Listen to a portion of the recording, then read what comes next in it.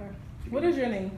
My name is Kyrie Suswell. I'm known as Mr. Kai, Mr. Kyrie, here at Freire Charter School. Where are you from? If you're from Philadelphia, which part? I'm from Germantown, Philadelphia, by way of Jamaica and the Carolinas. My mom came from the Carolinas. My father came from Jamaica. Do you believe guns kill people or people kill people, and why? People kill people because even before there were guns, people were killing people. And if you think about it, guns don't discharge voluntarily. They're not conscious, so they can't just, people need to point guns and shoot guns, and that's how people get shot. Have you ever lost anyone to gun violence? I have. When I was younger in high school, I had a friend. He was in my circle. I'm not gonna say he was my closest friend, but he was a part of my circle. I saw him every day. We laughed, we joked, we ate food, we built together. And he was murdered in his backyard at his mother's house. Somebody shot him in the head. Sorry to hear that. Yeah, it was unfortunate.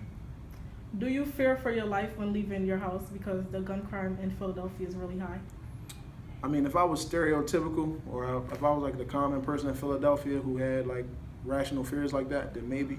But one of my life goals is to just rid myself of fear. So I realized a long time ago, safety is an illusion, and you're never gonna be ultimately safe. Even in the event that you build walls around yourself and you keep everybody else out, you've also kept yourself in.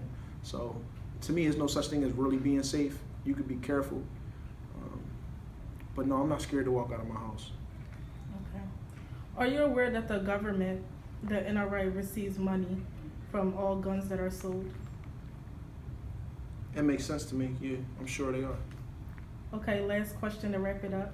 How do you personally feel about gun violence? How do I feel about gun violence? I think if we had more self-respect, particularly in cities like Philadelphia, but it's more detailed than that. I think the first part would be having everybody live in an optimum situation or an ideal situation where everybody has the resources and the things that they need to be healthy and happy mentally, physically, emotionally, right?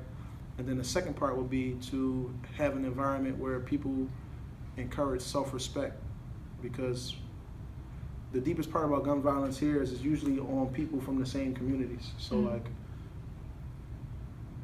black on black crime is a myth, if we're being completely clear.